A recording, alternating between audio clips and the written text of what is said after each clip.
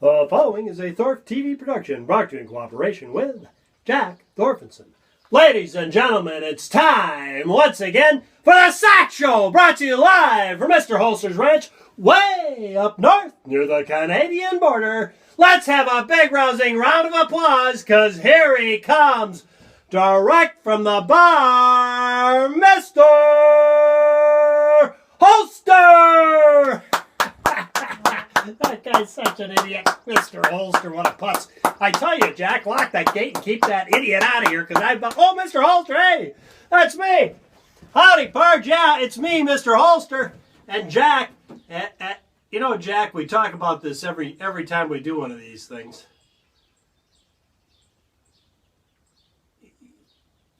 I can't work with you sitting on the bar. Yeah. Move down to your chair, Jack. Come on. Come on, don't be stubborn. I'll drag you down there myself. There. Sit up.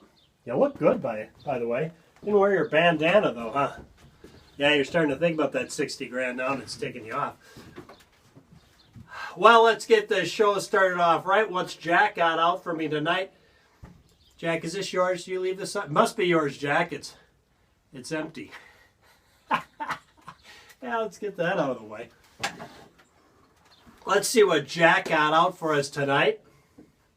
One of my personal favorites, Bolt House Farms Organic 100% carrots.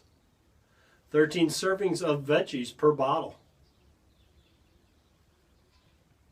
No sugar added.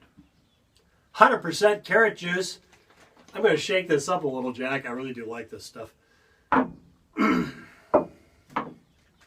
Get it shook up. Let's pop the top on this one, as Machine Gun Kelly would say. I miss Machine Gun.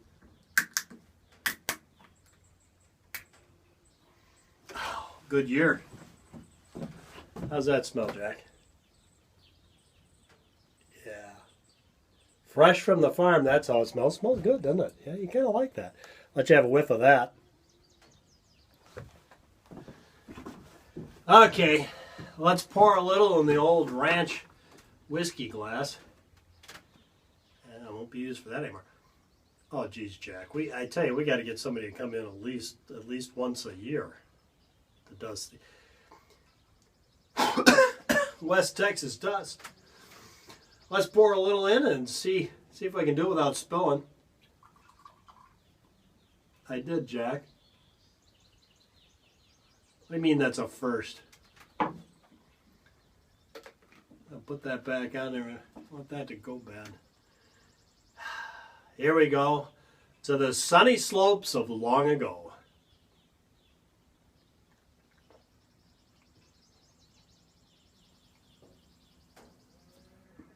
That didn't heat you up and cool you down all at the same time. I came home from a week at Gunsight last night, and Katie missed me. Then she raised the revolver again. I got up this morning and took my usual plunge right down the stairs. Katie had a terrible accident this morning at breakfast, though. Yeah, she drank my grapefruit juice by mistake. The joke's not quite as funny anymore, Jack. Having kids is hereditary. If your folks didn't have any, chances are you won't either. You all know my pal Jack here. He had so much to drink last night, he brought home a manhole cover and tried to play it on the stereo. When Jack was working one day, he shot 15 guys with one gun and didn't reload at all till later when he got to the bar. Remember the famous words of Robin Hood, who once said, "I wish we didn't have such a little John." Oh, there you go. Short monologue tonight, Jack, but it was a good one. Tonight we're going to talk about my neighbor's Beretta 92 and the things I did to it, and just talk about it briefly. We're not Nazis. We're not going to force you to listen, but we will talk and you will listen. Jack doesn't like Nazis. Okay, let's get his gun out. We got it right here. What we did to it, we decided not to go with the decocker only from Beretta. Instead, he found a package of parts, metal parts, from CDNN for 19 bucks, and there were a lot of parts in there. 3 or 4 of them cost more than that from the Beretta website. So you got a good deal there. And we went through the gun and what was metal and what was plastic. A lot of the parts they're putting on here are now metal components coated in polymer. And by coated, I mean basically there's just a structure underneath on the part, and the majority of the piece is polymer. I don't know if that's fair to say. I think the parts could function without the polymer on them in a lot of the cases. There's strong metal frames inside, but then they're coated in polymer. And the reasoning for this, at least according to what I've heard, the reasoning Beretta did that is to make them function better in a sand environment, which, yeah, probably the sandbox.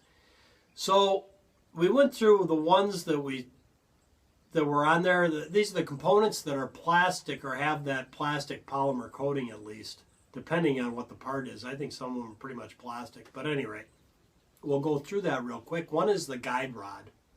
The guide rod now is plastic, and it's a very strange affair. It's not like the guide rod in a Glock. It's a T-shaped or a cross-shaped design, and the concept of that is then sand can get in there and it'll still function, apparently. And he didn't like that. I guess I'll show it to you. I got it right over here in the leftover. Oh, there we go.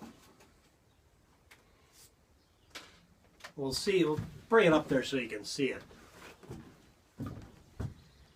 See what I'm talking about? And he wanted to replace this because he said it looked like a dart from one of his toy dart guns when he was a kid, and it bothered him. So I can understand that because I looked at it and I said, yeah, it does, doesn't it? Looks like one of those darts you used. Those used to break on me all the time when I was a kid, so I understand it. I'm sure it's not made by this out of the same material. It seems pretty rigid. But he wanted to replace that, so we replaced that with a stainless steel guide rod. So this thing now has a stainless steel guide rod in it. You can see that. A nice shiny stainless steel guide rod. So that made him happy. But we left that decocker in there, but we took the decocker safety off and put a metal one on because that was a polymer covered.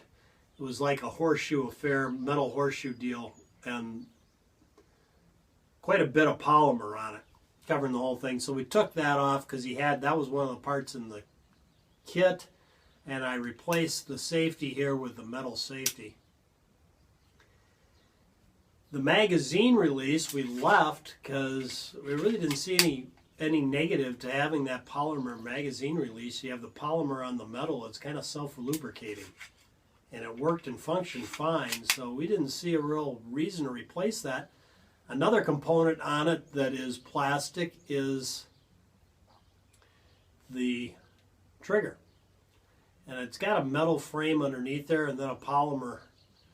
Then it's polymer, so it's probably like a 50-50, I don't know exactly. And we thought about it because that was one of the parts of the kit is a metal trigger. It could have replaced that. And we decided not to because in this climate, being so cold in the winter, we decided that the polymer trigger, since it had a metal frame and pretty much was the same identical trigger, it's hard to tell a difference, except for maybe it's not quite as slick feeling. We decided this was a positive up here in where it gets to be -30, -40 below in the wintertime. To have that polymer trigger would be a positive because it kind of reflects the heat in your finger. Your finger won't get as cold on polymer as it will on metal. So we decided to leave that. And I don't know that there's any other polymer components except for possibly. I don't know if this is aluminum or polymer. I know this is an aluminum component. Used to be oh, it escapes me, Jack. You were in the military. What do they call these things? Lanyard, yeah. The lanyard at the bottom, the lanyard loop here at the bottom of the grip, I think this is polymer too. That was not one of the components that came in his kit, so it didn't make any difference. And frankly, he's never going to use it. So, use it as a lanyard, so we decided it really didn't make any difference either. But I think that possibly is polymer also. So there you go. Somebody out there might be more of an expert on 92s than me and could tell me if I missed any components that they put polymer components on them. But that's what we did. We just replaced the guide rod spring and put the metal safety on and left it at that, and didn't even put the decocker safety on, which his use for the thing is for the wintertime. He's going to use this in the wintertime because Adam makes sense to me. He's got a good concept there. He thinks it'd be better than using the firearm he uses in the summertime because he's got a long double action trigger pull on the first trigger pull. So since he's going to be wearing gloves in the wintertime, obviously, it's a little more forgiving. He's less likely to accidentally pop one off. So that made sense, and this is one of the reasons he wants to use this in the wintertime, because large capacity, 15 rounds, it has a nice good sized trigger guard so you can get that gloved finger in there. It's not so restrictive as something, whatever it is he's carrying now, which right now it escapes me what he is carrying. And that polymer trigger just kind of falls right in with that. It not being as cold on his finger, so we left it like that. Yeah, apparently the reason for him putting those polymer components on there was pretty much the activity the military's been using the firearm for in the last decade plus in desert sand terrain. These are the things that were causing him problems, and by replacing them with the polymer parts that are kind of self-lubricating, it made those problems less likely to occur. So nice gun, and I think before I give it back to him, I told him I would check it and run it and make sure that everything works okay. So you may see this on on a range video here in the next couple weeks, I think. Doing some actual real serious work with this to see how she runs. If I can remember how to do it. Well, before we leave you for tonight, we got a little special segment here we're gonna throw in here. Jimmy came by this week and he wanted to draw the winner of our contest. Remember last week we had the contest and the answer to the question was, of course, Phil Harris, the great Phil Harris.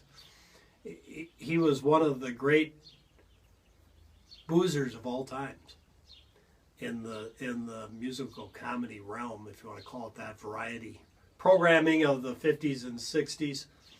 Phil Harris, great entertainer, had a lot of hit records, and was a good actor, and he did really well in that movie, I thought.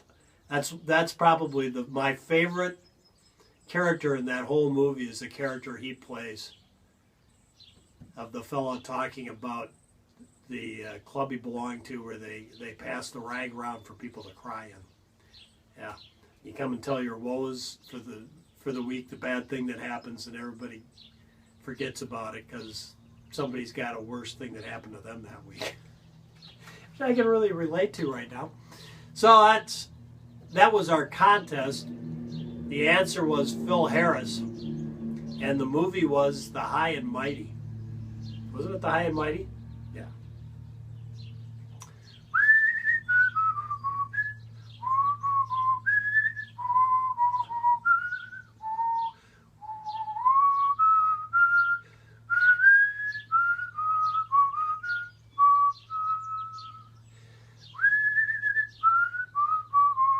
See, I couldn't remember it last week, but remember it this week, Jack.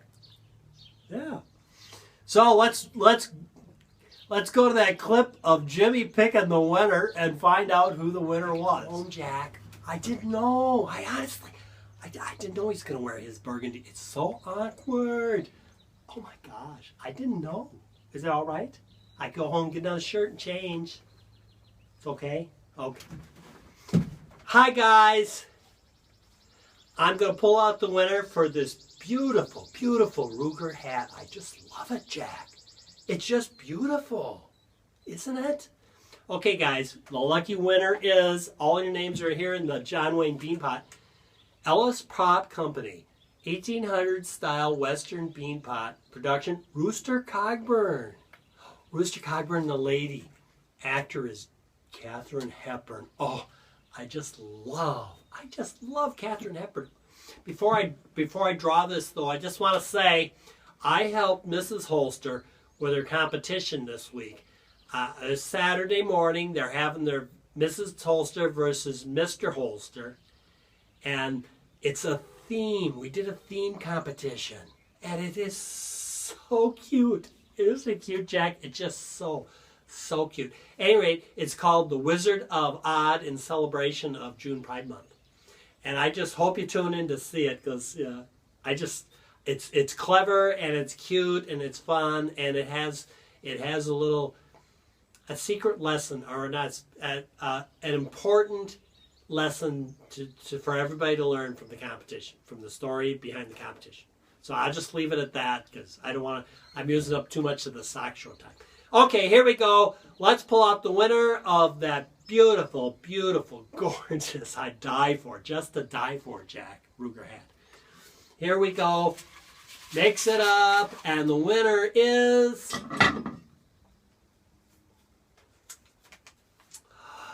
Mr. Mark Mac 85. Mr. Mark Mac 85. Contact Jackie with your shipping info, and he'll get it out to ya. Thanks, guys. Thanks for letting me do this, Jack. Jack. Do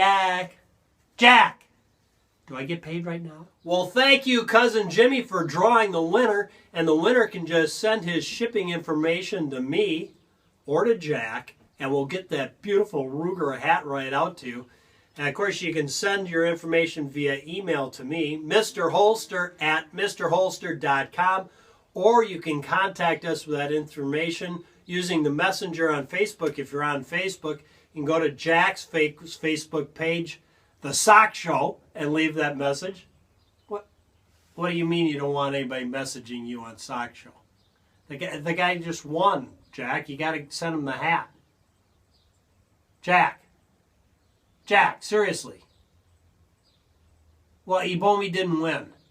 You just don't want Ebomi contacting you. Well, I can understand that, Jack. What? I don't know if he ever finishes a beer. I have my doubts, though. Thank you, Jack. Or you can contact me at Mr. Holster. Mr. Holster on Facebook.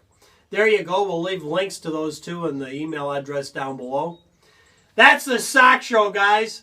And with Jimmy's presentation, yeah, he was a little long-winded about his month, but I'm not quite sure how much time we've used up. But I will say this, Jack, it's over your minimum of 7.5 minutes of their life. They'll never, ever, ever get back again. I know watching this is a killer. Till next time, from Mr. Holster and Jack, go out and stay safe.